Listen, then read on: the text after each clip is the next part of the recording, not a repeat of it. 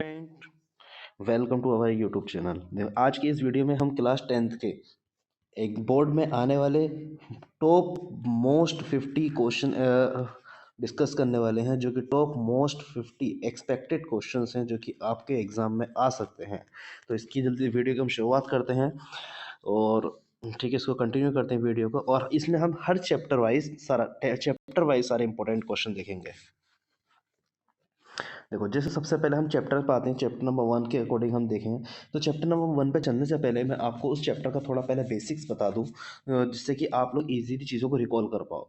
देखो, चैप्टर 1 के बेसिक्स के अकॉर्डिंग जैसे कि आपको मैं बताऊं, तो चैप्टर 1 का जैसे बेसिक में अगर हम बात कर रहे हैं,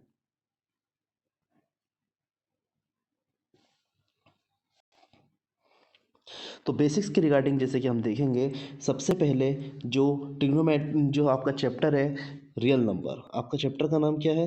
रियल नंबर आपके चैप्टर का नाम है। तो रियल नंबर चैप्टर को लेकर हम चीज़ें डिस्कस करने वाले हैं, किस तरह से इसमें करना है। तो देखो, पहले चैप्टर सबसे पहले इसमें एलसीएम और एचसीएफ होता है। तो एलसीएम और एचसीएफ के लिए जैसे अगर आपको कोई भी दो नंबर दिए हैं, ए और बी, आपसे कहा गया है कि एचसीएफ और एलसीएम का रिलेशन बताना है। तो इसके लिए एक आपके पास वो क्वेश्चन रहेगा,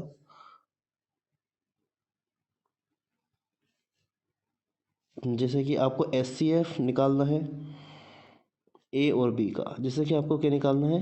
ए और बी का एच सी एफ निकालना है और मल्टीप्लाइड बाई, देखो इसको हम यहाँ लिख लेते हैं, क्वेश्चन को जगह कम पड़ जाएगी।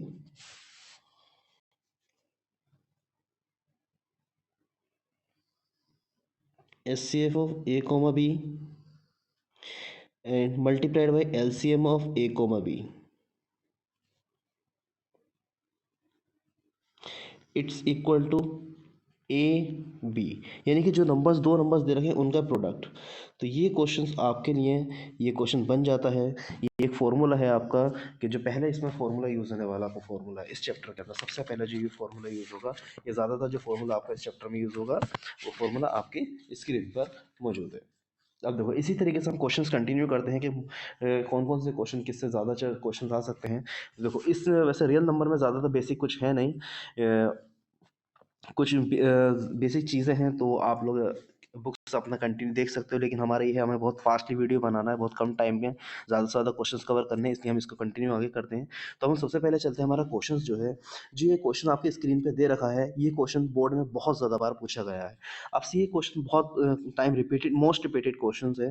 जैसे कि यहाँ पूछा गया कि आपको ए और बी दिया गया है, कि ए और बी है और ए और बी का आपको एलसीएम और बताना है। और मैं यहाँ एक और क्वेश्चन ऐड कर देता हूँ, आपको इसका एचसीएफ बताना है। तो देखो, दोनों में से शायद कोई भी एक क्वेश्चन मोस्ट प्रोबेबली आ जाए, और ये क्वेश्चन कई बार रिपीट हो चुका है। देखो, अगर हम ए और बी का एचसीएफ देखेंगे, तो ए का वैल्यू अगर हम देखें, तो ए के अगर फैक्टर करेंगे तो क्या हो जाता है? ए के फैक्टर्स को लेके देखो, एक्स और वाई को देखें तो ये इंटू वाई, और ये बन जाता है बी। और बी के फैक्टर्स अगर देखें तो X into Y into Y into Y.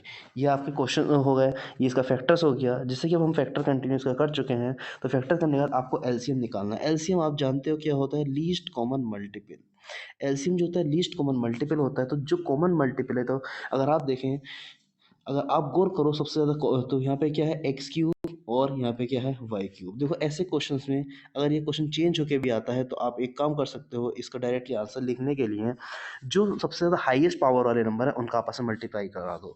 और फिर अगर एच की बात करें, तो इसका एच क्या होगा? एच आप जानते हो, हाईएस्ट कॉमन फैक्टर। देखो, हाईएस्ट कॉमन फैक्टर अगर हम बात करें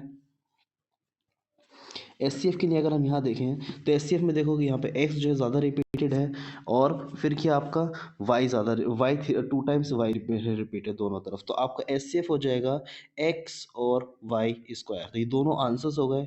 ये मोस्ट इंपॉर्टेंट क्वेश्चन है आपका, तो आप लोग इसको कंटिन्यू कर सकते हो और अच्छे से सारी चीज़ों को रिवाइज कीजिए। बहुत फास्टली हम चीज़ें कंटिन्यू करेंगे। चलो, अब हम चलते हैं इसके नेक्स्ट क्वेश्चन पर। जो नेक्स्ट क्वेश्चन है वो देखते हैं हम। सेकेंड क्वेश्चन हमारा क्या है? सेकंड क्वेश्चन बोल रहा है, what is the HCF of smallest prime number and smallest composite number. देखो, smallest prime number, smallest composite number क्या होता है? तो देखो, सबसे हम डायरेक्टली सॉल्यूशन पे आ जाते हैं। स्मॉलेस्ट प्राइम नंबर क्या है? देखो, प्राइम नंबर वो नंबर होते हैं जो कि किसी से डिविजिबल नहीं। तो स्मॉलेस्ट प्राइम नंबर आप जानते हो क्या होता है? 2 होता है smallest prime number. Smallest composite number क्या है स्मॉलेस्ट कंपोजिट नंबर, आपके पास 4 होते हैं। देखो कंपोजिट नंबर क्या होते हैं, कंपोजिट नंबर वो नंबर जो कि प्राइम नंबर्स नहीं है और वो 1 भी नहीं है, वो सारे नंबर। तो स्मॉलेस्ट देखो 2 भी 1, मैंने पहले ही आपको बता दिया कि वो कंपोजिट नंबर वो नंबर जो प्राइम नहीं है और 1 भी कंपोजिट नंबर का पार्ट नहीं होता है, तो 1 नहीं होगा, 2 प्राइम है, 3 प्राइम है, तो स्मॉलेस्ट कंपोजिट नंबर क्या हो गया, 4 हो गया। तो दोनों का एचसीएफ आपको बताना, तो देखो दोनों का एचसीएफ अगर आप देखो तो दोनों का एचसीएफ बन जाता है 2। ठीक है, चलो नेक्स्ट क्वेश्चन पे अब हम चलते हैं। नेक्स्ट क्वेश्चन है हमारा, अब देखो जैसे कि क्वेश्चन ये दिया है, 2 टैंकर्स कंटेन 850 लीटर्स। दो टैंकर्स हैं जिसमें से एक टैंकर जो है 850 लीटर्स कंटेन करता है, दूसरा टैंकर जो 680 लीटर्स पेट्रोल को कंटेन करते हैं, दोनों को दोनों। तो आपको बताना फाइंड द मैक्सिमम कैपेसिटी। देखो maximum capacity of the container which can measure the petrol either the tanker in exact number of time. देखो maximum capacity, find the maximum capacity of a container which can measure the petrol of either tanker in exact। यानी कि आपको एक ऐसा button या ऐसा कुछ वो कंटेनर लेना है जिससे आप दोनों को मेजर कर सकें, दोनों को मेजर कर सकें। तो देखो दोनों को मेजर करने के जो कंटेनर लेंगे, यानी कि आप ऐसा करो उस कंटेनर का जो आप इसका एचसीएफ निकाल दो, जो इसका एचसीएफ आएगा वही उस कंटेनर की क्वांटिटी हो जाएगी। ठीक है, तो सॉल्यूशन की तरफ हम चलते हैं। जैसे कि हम यहाँ देखें, अगर हम इसके सॉल्यूशन पर गौर करें,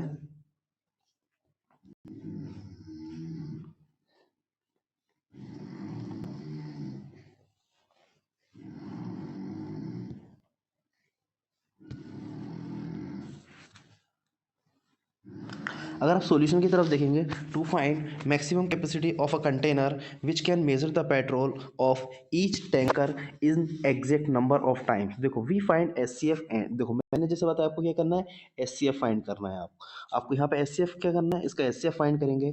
तो एस सी एफ फाइंड करने के सबसे पहले फैक्टर करना है। देखो 850 के फैक्टर आप करोगे तो 2 से शुरुआत करेंगे, जैसे कि आप जानते हो फैक्टर प्राइम फैक्टराइजेशन करना होता है, उसमें 2 फिर 3 फिर 5 से शुरुआत करते हैं। देखो फर्स्ट हमने 2 से शुरू किया, 3 से डिविजिबल नहीं था, फिर 5 से किया, फिर 5 से किया, और वो नंबर जो 17 खुद एक प्राइम नंबर है। तो जो 850 के जो प्राइम फैक्टर आ गए वो आपके सामने प्राइम फैक्टर्स ये लिखे हुए हैं। फिर इसी तरह से हमने क्या किया, 680 के फैक्टर्स किए, 680 के फैक्टर्स किए तो वो भी इसी पैटर्न पे करेंगे। 2 देखो जब तक 2 से होता रहा हमने 2 से कंटिन्यू किया, लेकिन 170 जो 3 से डिविजिबल नहीं, इसलिए 3 से नहीं किया, फिर डायरेक्ट हमने किससे किया, 5 से इसको डिवाइड किया। तो इसके जो फैक्टर्स हो गए वो 680, इसके फैक्टर्स आ गए। तो एस क्या करोगे, जो दोनों में मोस्ट कॉमन है वो आप इसका एच लोगे। अब देखो एस सी एफ दो, यहाँ पे 2 जो है सबसे हाईएस्ट कॉमन फैक्टर, जो सबसे कम रिपीटेड है 2, और यहाँ पे कितना है 5 और फिर 17। तो ये दोनों का जब आपस में मल्टीप्लाई करेंगे तो 2 5 10 और 17 हो गया 170। तो ऐसा कोई कैसा कंटेनर, आपको एक ऐसा कंटेनर लेना होगा जिसकी कैपेसिटी 170 लीटर है। और एस ये कंटेनर क्या करेगा, दोनों कंटेनर के पेट्रोल को ईजिली यानी कि मेजर कर सकता है। इसी तरह का देखो कोई और क्वेश्चन भी आपका आ सकता है, लेकिन मैं यहाँ पैटर्न फोकस किया है मैंने, कि जो मोस्टली पैटर्न के क्वेश्चंस हैं, जो ज़्यादातर रिपीटेड पैटर्न्स हैं, वो आपके एग्जाम्स में है, मैं कवर कराने की कोशिश करूँगा, ताकि आप अच्छे से अपने प्रिपरेशंस का वन शॉट रिवीजन ले सकें। चलो नेक्स्ट क्वेश्चन की अगर हम बात करते हैं, नेक्स्ट क्वेश्चन आपके सामने है 4। अगर ऐसे क्वेश्चन भी आ जाते हैं, देखो आपसे क्या बोला जा रहा है, if H C F of 144 is 180 is expressed in the form. यानी कि जो इसका ये दो नंबर है 144 और 180, इसका एच सी एफ को क्या किया गया है, इस फॉर्म में लिख दिया गया है। तो आप क्या करोगे, दोनों का एच सी एफ निकालोगे, और उस एच सी एफ का वैल्यू देखो, इन दोनों से जो भी एच सी एफ निकलेगा उस एच सी एफ के वैल्यू को इस इक्वेशंस के अंदर रख दोगे, 3m माइनस 3, और इस इक्वेशन को जब सॉल्व करोगे तो आपका m का वैल्यू आ जाएगा। चलिए ठीक है, अब हम सॉल्यूशन की तरफ देखते हैं। नेक्स्ट सॉल्यूशन हमारा आ जाते हैं हम सॉल्यूशन की तरफ। देखो एच दोनों का निकालने के लिए आपने जैसे कि इजीली जानते हो कि एच में क्या है 144, आपने इसको लिया, इसके फैक्टर्स किए, 180 के फैक्टर्स किए। देखो 144 के अगर आप फैक्टर्स करेंगे तो इस तरह से आप फैक्टर कर सकते हैं 144 के। देखो 2 से हम शुरुआत करते हैं, जैसे आपको बता चुके हैं, 2 7 14, 2 2 4, 2 3 6, 2 6 12, 2 1 2 2 8 16, 2 9 18, 3 3 9 और 3 1 3। देखो ये इसके फैक्टर्स हो गए, तो फैक्टर्स हमने यहाँ लिख दिए। फिर इसी तरह से हमने सिमिलरली 180 के फैक्टर्स किए, और 180 के फैक्टर्स करने के बाद उसके फैक्टर्स ये आ जाते हैं। जब दोनों के फैक्टर्स आपके पास आ गए तो आपने देखा एच सी एफ दोनों का कितना रहा 36। जैसे मैंने आपको पहले ही बताया था, आप क्या करोगे, उस पूरे वैल्यू को आपस में इक्वल करके रख दोगे, तो आप देखते हो कि एच सी एफ आपके पास ये आ गया। तो अब इसका जो वैल्यू देखो ये रहा, यानी कि आपने क्या किया, 36 आपका एच सी एफ आया और 3m-3 के इक्वल रख दिया। अब इसी क्वेश्चन को हम क्या करेंगे, सॉल्व कर लेंगे। देखो जैसे कि आप जानते हो, इसको अगर हम इधर लेके जाएंगे तो प्लस हो जाएगा, तो 36 plus 3 it's equal to 13m। देखो 36 प्लस 3 हो गया 39, और 39 इट्स इक्वल टू 13m। और आप जानते हो 13 से इसको डिवाइड करेंगे तो 13 3 सा 39, तो m इट्स इक्वल टू कितना आ गया 3।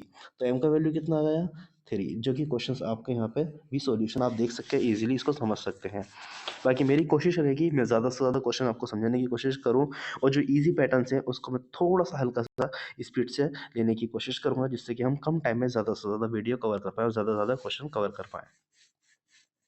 अब देखो हम सेकंड क्वेश्चन, नेक्स्ट क्वेश्चन पे जाएंगे। देखो next most most important question पे हम जाएंगे यहाँ से। और देखो आप बहुत सारे स्टूडेंट्स क्या हैं, जैसे कि आप कहेंगे सर आपके जो वीडियो है पूरे क्वेश्चन नहीं करा रहा है इस पीडीएफ से। देखो ये पीडीएफ जो है, इस पीडीएफ के अंदर अप्रोक्सीमेट 115 के क्वेश्चंस हैं, जो कि मोस्ट एक्सपेक्टेड क्वेश्चन है। लेकिन उनमें से भी जो ज़्यादा टॉप मोस्ट है, टॉप 50 जो हैं, वो मैं आपको करा रहा हूँ ये क्वेश्चंस। अगर आप चाहें तो पीडीएफ के लिए मुझे व्हाट्सअप लिंक आपके वीडियो से कनेक्टेड है, व्हाट्सअप ग्रुप ज्वाइन करके आप उस अपने वीडियो को डिमांड कर सकते हैं। ठीक है, देखो अब इसमें दिया गया है क्या, कि रूट टू एक इरेशनल नंबर है और 5+3 root two is an irrational number. देखो ये आपको क्वेश्चन करने के लिए बोला जा रहा है, कि आपसे कह रहा है कि ये इरेशनल दिया है और आपको इरेशनल प्रूव करना है। देखो एक क्वेश्चन ऐसा है कि जो इस वीडियो में इंक्लूडेड नहीं है, मैं अपने अपने पास वो क्वेश्चन बता रहा हूँ आपको। एक क्वेश्चन ये भी है जो root two is an irrational number आपसे ज़्यादा पूछा जाएगा। हो सकता है रूट टू के दे, रूट थ्री पूछ ले, रूट फाइव पूछ ले, या रूट सेवन पूछ ले। तो मैं आपको एक क्वेश्चन ऐसा क्वेश्चन करा दूंगा जो इन सारे क्वेश्चंस को क्या कर दे, कवर अप कर दे। ठीक है, तो उसमें इस क्वेश्चन पे हम जाने से पहले, इस क्वेश्चन नंबर 7 पे जाने से पहले मैं आपको वो क्वेश्चन करा देता हूँ। देखो इस क्वेश्चन का सॉल्यूशन यहाँ पर है मौजूद, तो मैं आपको पहले वो क्वेश्चन करा देता हूँ जो मैं आपको बता रहा था, कि रूट टू या रूट थ्री अगर आपको दे दिया जाए। तो देखो रूट टू या रूट थ्री अगर आपको दिया जाए, उस केस में आप क्या करोगे, उस क्वेश्चन को हम सॉल्व करते हैं। किस तरह से करेंगे आप देखिए। देखो जैसे रूट टू लिया गया है, तो मैंने जैसे आपको बताया अभी,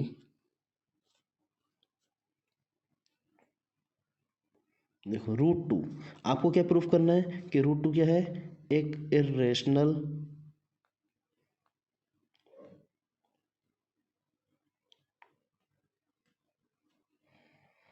रूट टू एक इरेशनल नंबर है। ठीक है, आपको प्रूफ करना है कि रूट टू जो है एक इरेशनल नंबर है। अब देखो वहाँ पे एग्जाम में हो सकता है रूट थ्री हो, या रूट फाइव हो, या रूट सेवन हो। मैं आपको ऐसा सॉल्यूशन बताऊंगा, बस आपको क्या करना है, वहाँ पे इस वैल्यूज़ को चेंज कर देना है, बाकी आपका आंसर पूरा 100% सही रहेगा। तो ठीक है, हम चलते हैं, शुरुआत करते हैं इस सॉल्यूशंस की।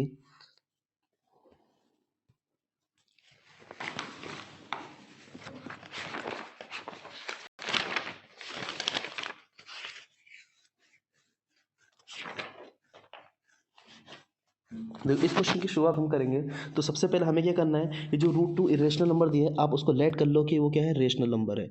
तो आप लिखोगे let us let us assume the contrary,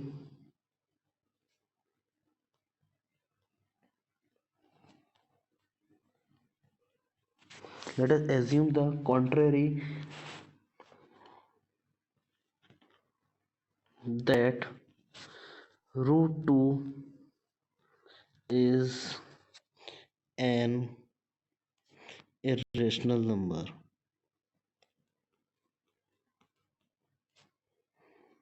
root two is an irrational number. देखो जब आपने इसको लेट कर लिया कि रूट टू रेशनल नंबर है, तो आप जानते हैं कोई भी रेशनल नंबर, रेशनल नंबर जो होता है, सॉरी इरेशनल नहीं, rational number, an sorry a rational number, a rational number, हमने राइट कर लिया, ये क्या है, एक रेशनल नंबर है। और देखो जब कोई भी रेशनल नंबर होता है तो आप जानते हो रेशनल नंबर इक्वल होता है पी अपॉन क्यू के, तो आप लिख दोगे रूट टू इक्वल है किसके, पी अपॉन क्यू की फॉर्म में। तो यहाँ पे हम पी अपॉन क्यू की फॉर्म में लिख देते हैं, क्योंकि पी अपॉन क्यू की फॉर्म ही रेशनल नंबर होता है, जहाँ पे पी एंड क्यू क्या है, पी एंड क्यू आर को prime number, P and Q क्या होते हैं, आर को प्राइम नंबर है।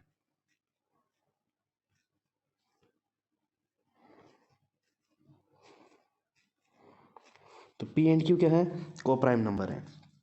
अब हम नेक्स्ट आगे कंटिन्यू करते हुए देखेंगे इसमें कि पी एंड क्यू को प्राइम नंबर है। तब आप देखोगे कि आप लिख दोगे दोनों, फिर क्या करो, इसको क्रॉस मल्टीप्लिकेशन कर देंगे, देखो इसको यहाँ मल्टीप्लाई करा देंगे क्यू से, तो ये हो जाएगा root two Q it's equal to P. आप देखोगे root two Q it's equal to P, तो अब ऐसे इसमें क्या करेंगे, आप स्क्वायरिंग करनी दोनों तरफ स्क्वायरिंग करने के बाद स्क्वायरिंग ऑन बोथ साइड। देखो स्क्वायरिंग करने के बाद दोनों तरफ स्क्वायरिंग ऑन बोथ साइड आप लिख लीजिए, तो दोनों तरफ स्क्वायरिंग कर देंगे तो आप देखेंगे ये हो गया two Q square equal to P square. इसे देख के आप कह सकते हैं कि रूट टू का स्क्वायर, तो यहाँ पे हम कह देंगे कि जो है पी स्क्वायर जो है वो डिविजिबल है किससे, टू से। पी स्क्वायर क्या है, is divisible by to, P square is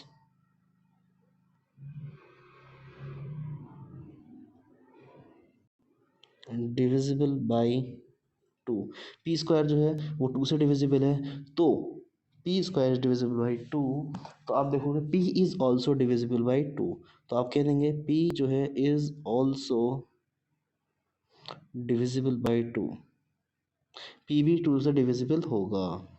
ठीक है, अब पी भी टू से डिविजिबल होगा, तो आप इसको बोल देंगे कि ये क्या है, आपका इक्वेशन नंबर वन है। आपने बोल दिया कि यह है इक्वेशन नंबर वन है। देखो मैं इसको थोड़ा सा स्पेस की वजह से इसको शिफ्ट कर लेता हूँ, और यहाँ हम थोड़ा पेन का कलर चेंज कर लेते हैं ताकि चीज़ें मिक्सअप ना हो।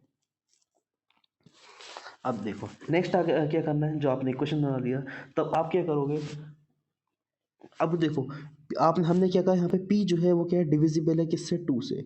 हमने कहा कि p जो है वो डिविजिबल है किससे, टू से। जब p डिविजिबल है टू से, तब आप देखोगे जब कोई भी नंबर डिविजिबल होता है आप इसको लिख सकते हो कि p इक्वल होगा टू आर के, यानी कि r कोई भी यहाँ पे एक वेरिएबल है जो कि टू से मल्टीप्लाई कर रहा है, तो इससे हमें पता चलता है कि p जो है क्या है, डिविजिबल है किससे, r से। और r जो है यहाँ पे कोई भी इंटीजर से, r क्या है, एनी इंटीजर्स। देखो मैं आपसे एक रिक्वेस्ट करता हूँ, मैं यहाँ पे कुछ डिक्टेट कर रहा हूँ, तो आप उसको नोट कर लीजिए, क्योंकि स्क्रीन पे अगर स्पेस कम है, मैं वैसे इरेज करके सब कुछ लिखने की कोशिश कर रहा हूँ पूरे अच्छे से, लेकिन जैसे कि स्क्रीन पे चीज़ें सारी नहीं आ पाएंगी तो मैं डिक्टेट कर दूंगा। कुछ चीज़ अगर मैं शॉर्ट हैंड में लिख दे रहा हूँ तो आप उसको समझ लीजिएगा। शॉर्ट हैंड में लिख के मैं उसको डिक्टेट कर दे रहा हूँ, जैसे अभी तक ऐसे किया नहीं है। इनकेस अगर ऐसा हम करते हैं तो आप ध्यान रखिएगा उसका। अब देखो अब क्या करेंगे, पी का वैल्यू को क्या है, इसको पुट करना है इक्वेशन वन में। तो देखो क्या करना है, पुट इन इक्वेशन वन। जो इक्वेशन वन था आपका उसमें पुट करोगे,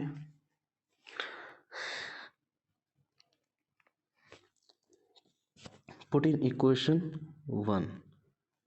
देखो इक्वेशन वन में हम पुट करेंगे, जब यहाँ पे p का वैल्यू पुट करेंगे तो आप देखोगे कि two Q square it's equal to, p का वैल्यू कितना था, टू आर, तो इसको डायरेक्टली कर दे रहा हूँ मैं, फोर आर स्क्वायर। जब यहाँ पे p का वैल्यू रखेंगे तो ये कितना हो गया, टू आर का होल स्क्वायर हो जाएगा, टू आर का होल स्क्वायर होगा फोर आर स्क्वायर। देखो टू से यहाँ टू कटा, टू टू ज़ा फोर, तो आप देखेंगे क्यू स्क्वायर इक्वल है किसके, टू आर स्क्वायर के। तो यहाँ पे भी इसके बाद हम ये ऑब्जर्व करते हैं कि जो क्यू स्क्वायर है वो डिविजिबल है किससे, टू से। तो Q square is divisible by to.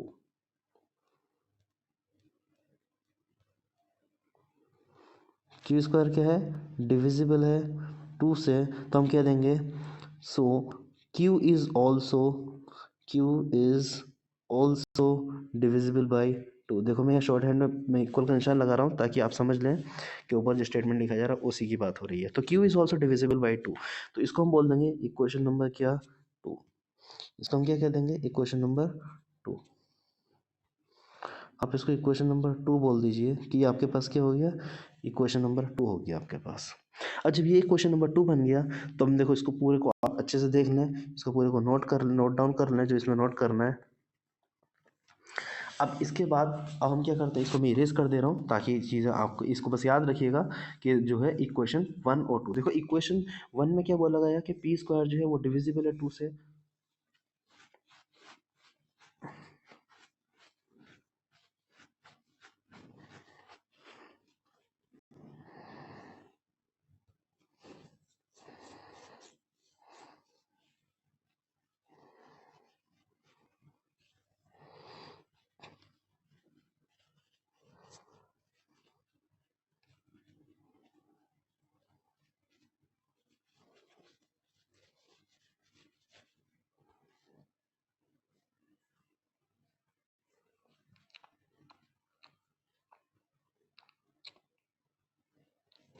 अब देखो,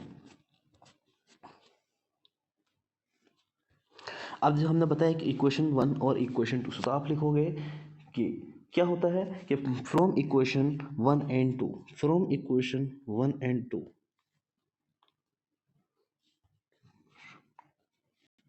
देखो इक्वेशन 1 और 2 को याद रखिएगा। तो फ्रॉम इक्वेशन 1 एंड 2,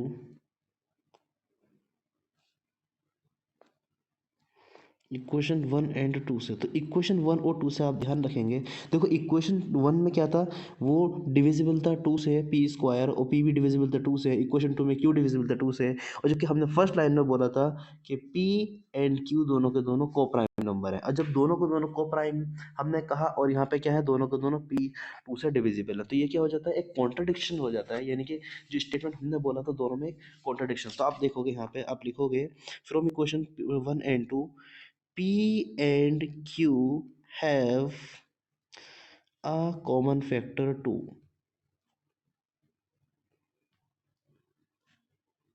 दोनों के पास एक कॉमन फैक्टर है, और जबकि जब कोई भी नंबर को प्राइम होते हैं तो उसमें कॉमन फैक्टर नहीं होता है।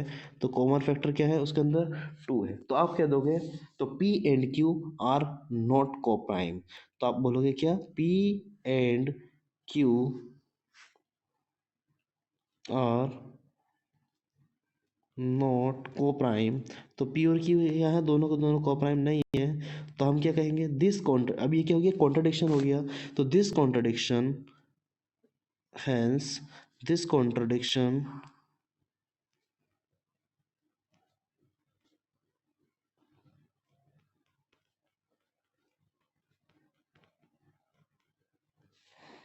arise in because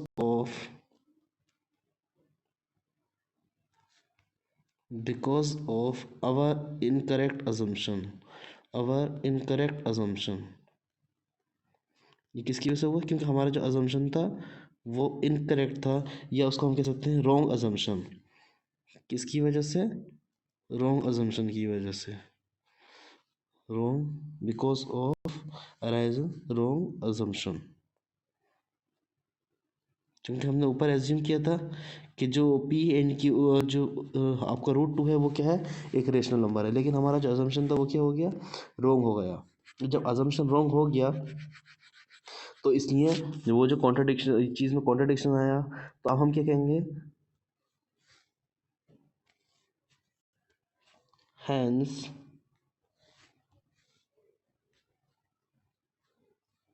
hence root 2 is an irrational number, root 2 is an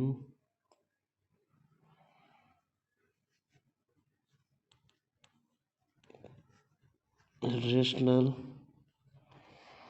number. Root 2 क्या है, एक इरेशनल नंबर हो गया। अब देखो आपका रूट 5 आ जाए, रूट 3 आ जाए, इसी के अकॉर्डिंग आप वैल्यू सारा का सारा चेंज कर लोगे। ठीक है, आई होप आपको पूरा अच्छे से क्लियर हो गया होगा। ये किसी को क्लियर नहीं हुआ तो आप वीडियो पूरा रिपीट करके स्क्रीनशॉट लेके उसको एक साथ लिख के इजीली समझ सकते हो। पहले एक बार लिख लीजिए, फिर आप उसको दोबारा वीडियो देख लीजिएगा, आप इसको इजीली समझ सकते हो। ठीक है, मैंने बहुत कोशिश की है इसको बहुत ज़्यादा ईजी लैंग्वेज में बनाने के लिए, क्योंकि अलग अलग रिसोर्सेज हैं एनसीईआरटी में और जो दूसरी गाइड्स हैं, तो उनमें बहुत अच्छा एक्सप्लेनेशन नहीं है, तो मैंने कोशिश की इसको एकदम ईजी और सिंपल एक्सप्लेनेशन बनाने की। ठीक है, इसी तरीके से हम सेकंड क्वेश्चन की तरफ चलते हैं, जो हमारा नेक्स्ट क्वेश्चन था इसी चैप्टर का। देखो, given that root 2 is irrational number, देखो रूट टू क्या है, एक इरेशनल नंबर है, तो आपको प्रूव करना है कि 5+3 √2 भी इरेशनल नंबर होगा।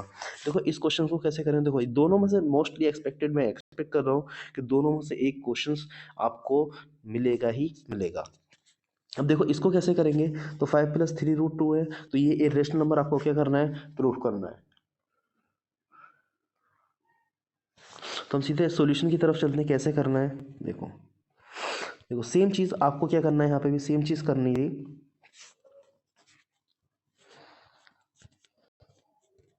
अब देखो आप देखोगे, let us assume contrary that 5-3 - एक क्या है, रेशनल नंबर, जिसे मैंने आपको बताया कि आपको क्या कर लेना है, रेशनल नंबर लेट कर लेना है। और रेशनल नंबर जो होता है P/Q की फॉर्म में होता है, या आप उसको A/B की फॉर्म में भी लिख सकते हो। तो हमने क्या किया, इसको A/B की फॉर्म में लिख दिया।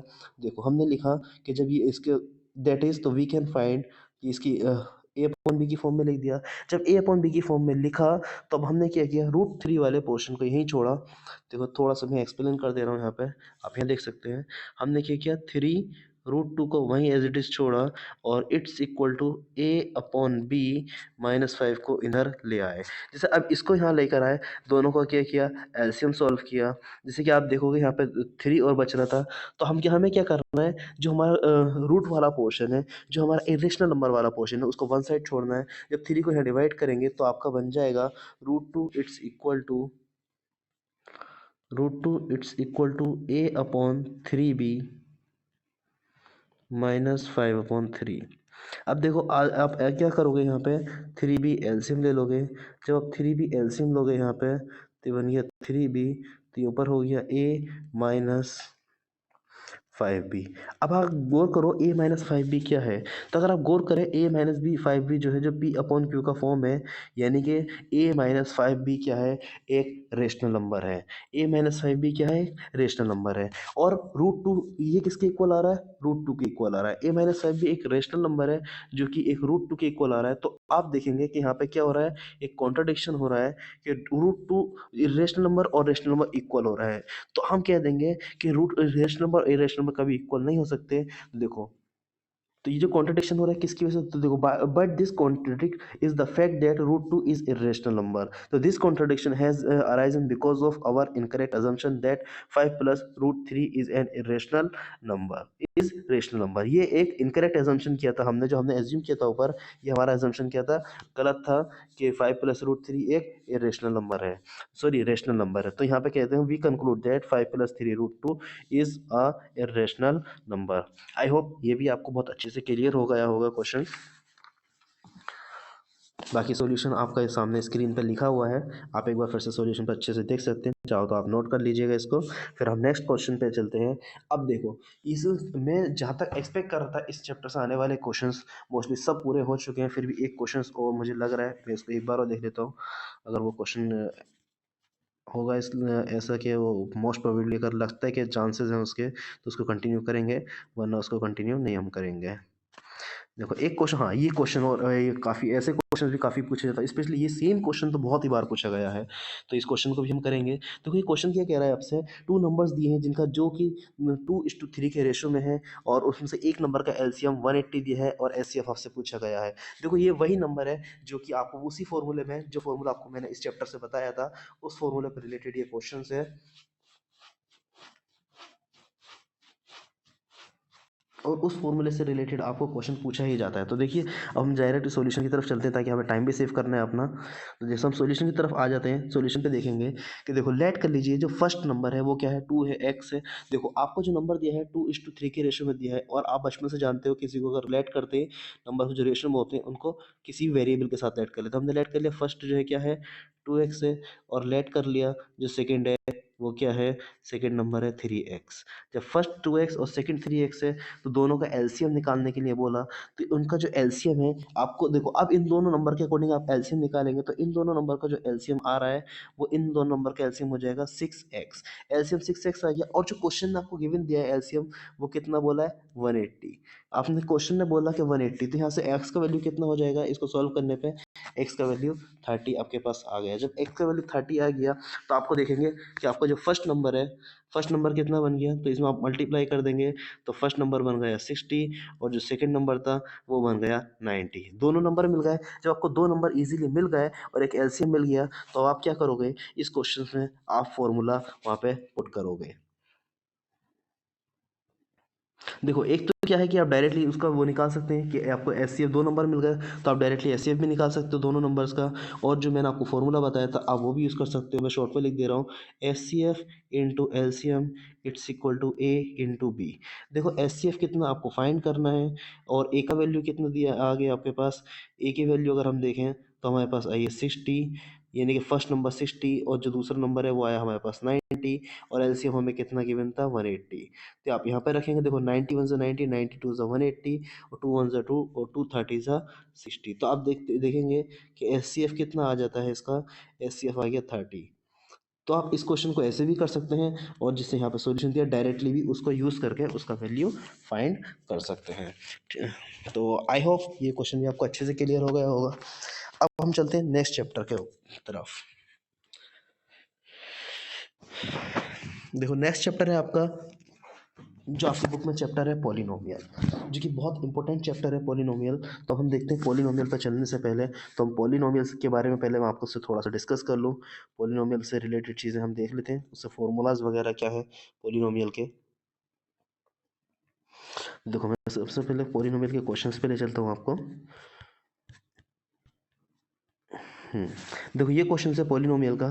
तो पॉलिनोमियल के बारे में आपको पहले थोड़ा सा बता दूं, तो पहले पॉलिनोमियल थोड़ा सा डिस्कस कर लेते हैं, क्योंकि मेरा जो मोटिव है आपको पहले थोड़ा सा बेसिक बताना, फिर उसके साथ साथ उस चैप्टर से उसको आपको इंटर रिलेट करना। देखो जब हम बेसिक्स की बात करते हैं, जैसे पॉलिनोमियल आप जानते हो पॉलिनोमियल क्या होता है। देखो एक चीज़ आपको मैं हमेशा बता दूं, एक चीज़ याद रखिएगा कि पॉलिनोमियल में और क्वाड्रेटिक इक्वेशन में बहुत बड़ा डिफरेंस होता है। पॉलिनोमियल में और क्वाड्रेटिक इक्वेशन में जो डिफरेंस है वो क्या है। देखो पॉलिनोमियल में आप इक्वेशन यूज करोगे कि p x it's equal to a x square plus b x plus c. और क्वाड्रेटिक इक्वेशन में आप यूज़ करोगे, क्वाड्रेटिक इक्वेशन के अंदर भी सेम चीज़ यूज़ करोगे, लेकिन वहाँ पर फ़र्क कितना होगा कि a x square plus b x plus c it's equal to zero. देखो इक्वेशंस में हमेशा ज़ीरो के इक्वल होता है और पॉलिनोमियल हमेशा पी एक्स के इक्वल होता है। ये चीज़ याद रखिएगा, पॉलिनोमियल इक्वेशन में ये बहुत बड़ा डिफरेंस है। इसी की वजह से दोनों में डिफरेंस आप इजीली पहचान सकते हो कि जो इक्वेशंस है वो पॉलिनोमियल का है या क्वाड्रेटिक इक्वेशंस का है।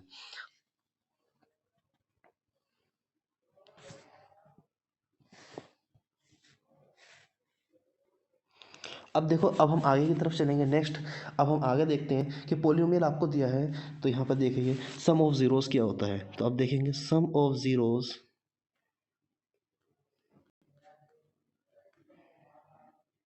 सम ऑफ ज़ीरोज़ आपको अगर दिया है, देखो अगर हम लेट कर लें कि सम ऑफ ज़ीरोज़ अल्फ़ा बीटा है, तो मैं इसको दोनों चीज़ें एक साथ डिफाइन करता चल रहा हूँ। सम ऑफ ज़ीरोज़ ये alpha beta it's equal to ये होता है माइनस बी अपॉन ए।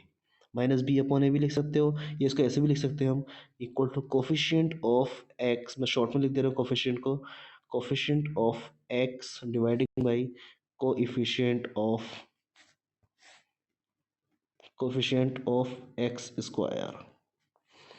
ठीक है, ये एक फॉर्मूला हो गया इसका, यानी कि क्या हो गया, ये सम ऑफ दी ज़ीरोज़ हो गया, जो ज़ीरोज़ इसके अंदर होते हैं। सेकंड हम देखेंगे क्या, sum of the sorry product of zeros. Second क्या देखेंगे, प्रोडक्ट ऑफ ज़ीरोज़।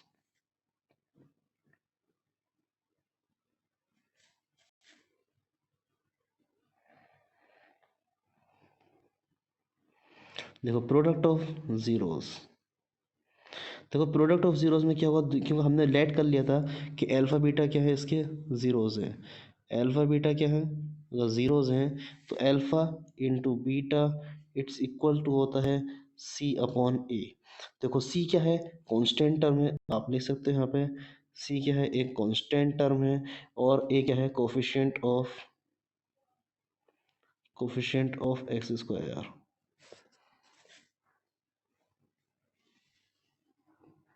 ठीक है, ये थोड़ा सा बेसिक हो गया चैप्टर के बारे में, बेसिक नॉलेज हो गया जो कि आपको होना बहुत ज़रूरी है।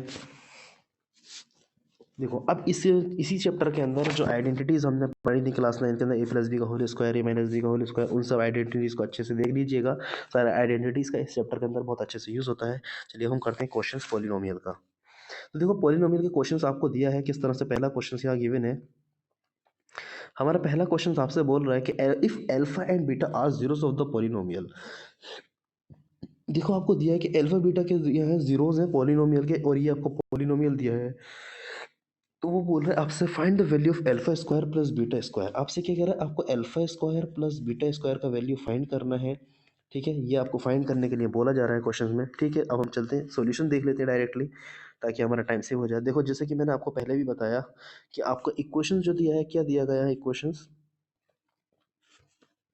जो पॉलिनोमियल दिया है आपको, पॉलिनोमियल गिवन है कि p x it's equal to p x it's equal to a x square plus b x plus c. ये आपको पॉलिनोमियल गिवन है कि अब देखो इसके अकॉर्डिंग आप उसने कहा सम ऑफ द जीरोस। तो सम ऑफ द जीरोस अगर हम करें यहाँ पे सम ऑफ द जीरोस देखोगे तो अल्फा प्लस बीटा इट्स ये हो जाएगा alpha plus beta minus B upon a, और alpha into beta c upon a. ये आपके पास हो गया अल्फा बीटा।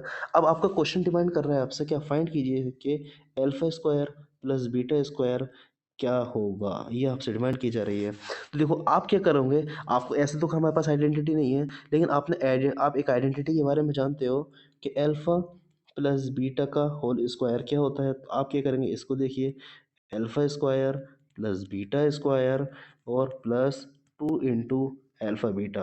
ये आइडेंटिटी आपने लिखा। अब हम क्या करें, तो आपको इसका वैल्यू बताना। तो क्या कीजिए, इसको इधर सेंड आउट कर दीजिए। जैसे आपने इसको इधर सेंड किया तो आप यहाँ पर देखेंगे कि ये वैल्यू बन जाती है कि alpha square plus beta square equal होगा अल्फा प्लस बीटा का whole square minus 2 alpha beta. अब देखो अल्फा प्लस बीटा का होल स्क्वायर आपको दिया है, आपके पास है, आपके पास alpha plus beta whole square का वैल्यू, आपके पास अल्फा बीटा का वैल्यूज है आपके पास।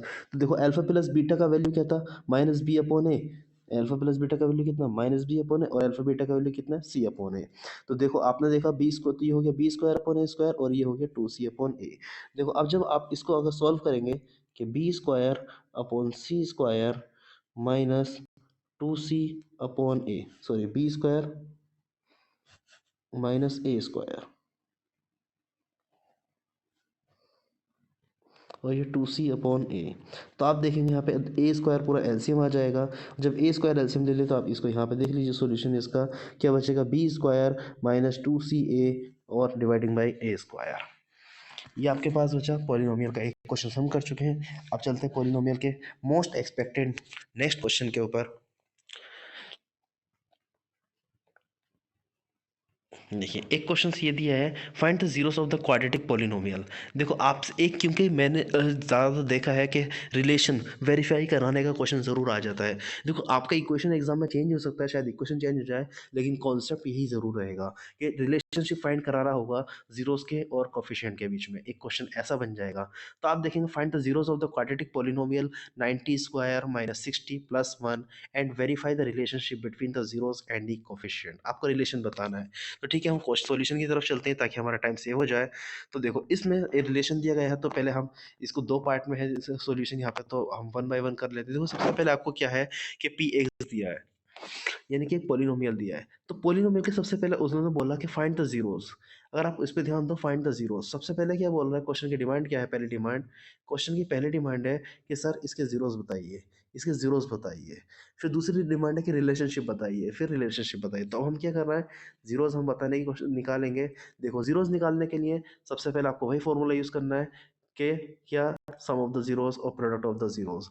देखो आपने क्या किया, पी एक्स स्क्वायर ये आपको गिवन दिया, ठीक है, इतना वैल्यू उन्होंने दिया। अब क्या करेंगे, तो जीरोस निकालने के लिए हमने मिडिल टर्म स्प्लिटिंग का सहारा लिया।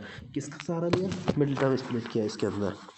देखो अब जैसे कि आप जानते हो कि मिडिल टर्म स्प्लिटिंग का रूल क्या है, तो मैं मिडिल टर्म स्प्लिटिंग का आपको रूल बता देता हूँ। मिडिल टर्म स्प्लिट करने के लिए जो रूल्स आपके पास होता है, मिडिल टर्म स्प्लिट करने का हमारे पास रूल होता है। देखो जैसे ये टर्म होता है सी में कॉन्स्टेंट टर्म, उसके ऐसे फैक्टर्स करते हैं कि उसको ऐड या सब्ट्रैक्ट करने पे जो मिडिल टर्म है वो आ जाए। देखो अब यहाँ पर तो सिंगल 1 था, लेकिन यहाँ पे अगर आप गौर करो 9 दे रखा है। तो अब क्या करेंगे आप, 9 को 1 से मल्टीप्लाई करेंगे 9, तो 9 के ऐसे फैक्टर करें कि क्या हो जाए, ऐड करने पे 6 आए और मल्टीप्लाई करने पे 9 आए। तो आप देखेंगे 3 × 3, आप देखेंगे क्या, 3 × 3 कितना होता है, 9 होता है, और 3 + 3 कितना हो जाएगा, 6 हो जाएगा। तो हमें फैक्टर्स मिल गए। तो हमने क्या किया यहाँ पे, जब ये फैक्टर्स आपको मिल गए इजीली, तो आप देखोगे 9t² -3t इक्वल टू 1, और इट्स इक्वल टू 1 आपने लिख दिया। फिर इसी को आगे किया। अब देखो जब इतना हमने कर लिया, तो आप ध्यान दीजिए कि 9t और 3t में से 3t यहाँ कॉमन है और -1 यहाँ कॉमन है। जब देखो हाँ 3t कॉमन ले तो बचा 3t -1, और यहाँ -1 कॉमन ले तो बचा 3t -1। तो देखो 3t -1 यहाँ पे था, तो 3t -1 और 3t, तब क्या बचा, देखो जब 3t -1 में से 3t -1 कॉमन ले लिया, तो क्या बचता है यहाँ पे 3t, तो 3t लिखा, फिर यहाँ क्या बचा 1 -1, तो 1 बचा। तो आप देखोगे t का वैल्यू कितना हो गया, 1/3। तो यहाँ पे आपको दिख रहा है कि सेम वैल्यू, जो वैल्यू t का है, यानी कि जो अल्फा का वैल्यू है, सेम बीट वैल्यू जो है बीटा का वैल्यू। तो इसमें हमें पता चल रहा है कि इसके जो जीरोज हैं वो क्या है, इक्वल जीरोज हैं। जीरोज कैसे हैं, इक्वल जीरोज हैं। ठीक है। तो हम नेक्स्ट क्वेश्चन इसी के आगे चलते हैं। देखो जीरोस फाइंड करने के लिए बोला था, हमने जीरोस फाइंड कर दिए। अब उसने कहा नेक्स्ट कि रिलेशन बताओ। तो रिलेशनशिप बताने के लिए देखो बस कुछ नहीं करना है, रिलेशनशिप को इजीली सेम चीज़ लिख देनी है। देखो ये रिलेशनशिप का जो फॉर्मूला होता है, तो उसको किस तरह से करोगे, आपको क्या करना है, देखो वेरिफिकेशन। तो sum of the zeros alpha plus beta इस तरह से दिखा दोगे, और जो फॉर्मूला है वो लिख दोगे, और उसी के नीचे दोनों का देखो, पहले क्या ना, अलग अलग जीरोस को सॉल्व करो, और फिर उसी के सामने जो कोफिशिएंट बन रहा है उसका वैल्यू रखो। देखो ये हमने कोफिशिएंट वाले का वैल्यू रखा, और ये जीरोस को सम किया, देखेंगे आपके दोनों तरफ दोनों का वैल्यू सेम आ जाएगा। जब दोनों का वैल्यू सेम आ गया, तो आपने क्या किया, उसको वेरीफाई दिखा दिया और इसको प्रूव भी कर दिया। सेम चीज़ आपको क्या करनी है, प्रोडक्ट में करनी है। देखो नीचे क्या करोगे आप, यहाँ पे जीरोस, दोनों जीरोस का प्रोडक्ट किया 1/3 का, और यहाँ पे कांस्टेंट टर्म और इसके वैल्यूज़ के अकॉर्डिंग सारे वैल्यूज़ रख दिया। c/a तो c ये रखा, a/a रखा। तो आप देखेंगे यहाँ पे भी दोनों वैल्यूज़ क्या आ जाते हैं, एक दूसरे के इक्वल आ जाते हैं। तो ये भी क्या हो गया, आपका प्रूव हो गया। तो अब हम चलते हैं नेक्स्ट क्वेश्चन की तरफ।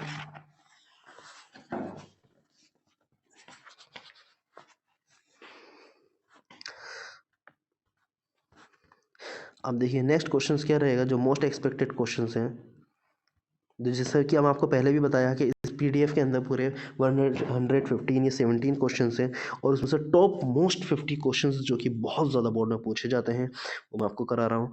और इंशाल्लाह इन टॉप 50 क्वेश्चंस में से आपको एग्जाम्स में 25 क्वेश्चंस तो इजीली मिल ही जाएंगे। देखो कोई क्वेश्चन 25 या 25 क्वेश्चन डायरेक्टली और इनडायरेक्टली ये आपको मिल जाएंगे कल आपके एग्जाम्स में। तो चलो अब हम इस क्वेश्चन को सॉल्व करते हैं। क्वेश्चन हमारा क्या कह रहा है, क्वेश्चन की डिमांड है कि क्वेश्चन ने बोला कि if alpha and beta are the zeros of the polynomial, तो तब ये पोलिनोमियल आपको गिवन है, तो अब बताइए कि इसके जीरोस, इसको पोलिनोमियल के जीरोस। तो देखो आप क्या करेंगे, अल्फा प्लस बीटा, देखो अल्फा प्लस बीटा अगर आप देखो, सम ऑफ द जीरोस क्या होगा, -b/a, और यहाँ पर देखें -b, तो ये बचता है +7/6, और अल्फा इंटू बीटा देखें तो ये हो जाता है c/a, तो 2/6, तो 2/6, तो ये बचता है 1/3। अब देखो इसने कहा कि आपको ये बताइए कि फाइंड अ क्वाड्रेटिक पोलिनोमियल, आपको क्या करना है, क्वाड्रेटिक पोलिनोमियल फाइंड करना है जिसके जीरोस क्या है, 1/अल्फा और 1/बीटा है। ठीक है। अब देखो मैं इस क्वेश्चन को आपको थोड़ा सा यहाँ से अब सॉल्यूशन की तरफ हम चलते हैं। सॉल्यूशन में क्या करना है, ये आपको सॉल्यूशन दे रखा है। देखो जैसे कि मैंने आपको बताया था पीछे, सॉल्यूशन में जैसे हमने बताया, ए का वैल्यू ये, बी का, सी का वैल्यू, तो अल्फा प्लस बीटा ये आपके पास ये दिया है। ठीक है। और अल्फा इंटू बीटा, तो देखो सम ऑफ द जीरोस। अब देखो आपको जो नए जीरोस हैं, देखो सबसे पहले उसने कहा एक ऐसा पॉइंट, देखो ये यहाँ पे थोड़ा गड़बड़ है, -b/ होता है, तो ये हो जाएगा 7/6, ये होगा, ये नहीं, ये थोड़ा गड़बड़ हो गया यहाँ पे, ये होगा 7/6, कितना, 7/6। अब देखो इसका वैल्यू कितना 1/3 हो गया अल्फा इंटू बीटा का।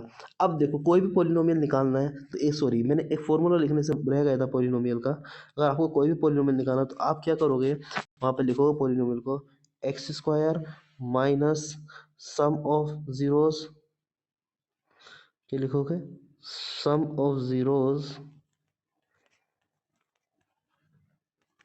Into x plus constant term. तो यहाँ पर लास्ट में लिख दोगे क्या, प्लस कॉन्स्टेंट टर्म। ये आपका कोई भी पॉलिनोमियल फाइंड करने के लिए क्वेश्चन है। अब देखो हमें क्या करना है, सॉरी कॉन्स्टेंट टर्म नहीं, ये कॉन्स्टेंट टर्म होता है लेकिन यहाँ पे करना होगा प्रोडक्ट ऑफ जीरोस। क्या करना होगा, प्रोडक्ट निकालना होगा ऑफ जीरोस का। तो अब देखो उन्होंने कहा कि जो रूट्स हैं वो अल्फा 1/अल्फा, तो हमने क्या करा 1/अल्फा प्लस बीटा इसको सम करेंगे। जब हम करेंगे क्या 1/अल्फा प्लस 1/बीटा, नया क्वाड्रेटिक क्या है, इसके रूट्स 1/अल्फा 1/बीटा। जब इसको एलसीएम लोगे तो अल्फा इंटू बीटा ऊपर हो जाएगा अल्फा प्लस बीटा, और इसका वैल्यू पुट करेंगे तो ये आपके पास हो जाएगा 7/2। ये इजीली आ जाएगा। फिर सेम चीज़, फिर प्रोडक्ट निकालना होगा, सम आपके पास निकल गया। फिर प्रोडक्ट निकालना होगा 1/अल्फा इंटू 1/बीटा। जब प्रोडक्ट निकालेंगे इसका तो देखेंगे ये भी कितना होगा, प्रोडक्ट 1/3, इसका वैल्यू आ गया, कितना आ गया 3। तो आप को पोल क्या करना है, पॉलिनोमियल फाइंड करना है। नया पॉलिनोमियल जब आपको फाइंड करना है तो आप क्या करोगे, देखो इसमें वैल्यूज पुट करो जैसे मैंने आपको बताया। ऊपर देखो x square minus sum of the zeros, कितना आया सम ऑफ जीरो 7/2, तो आप लिखोगे 7/2 इंटू एक्स। फिर प्रोडक्ट ऑफ जीरोस कितना आया 3, तो लिखोगे +3। देखो x square minus 7/2 x plus 3, ये आपके पास वैल्यूज आ गया। तो आप देखेंगे इससे क्या पता चला, +3। ठीक है। अब आप इसको जब सॉल्व करेंगे तो आपके पास क्या आ गया, ये एक नया क्वाड्रेटिक पॉलिनोमियल आ गया। एक नया क्वाड्रेटिक पॉलिनोमियल आपको मिल गया, जो उसने कहा था कि एक क्वाड्रेटिक पॉलिनोमियल फाइंड कीजिए। देखो ये क्वेश्चन भी मोस्ट एक्सपेक्टेड क्वेश्चन है। तो अब पॉलिनोमियल के सारे एक्सपेक्टेड क्वेश्चन कवर हो चुके हैं। अब नेक्स्ट हम चलने वाले हैं पेयर ऑफ लीनियर इक्वेशंस के पास। पेयर ऑफ लीनियर इक्वेशंस, मैं 2 मिनट का रेस्ट ले लेता हूँ, बस पानी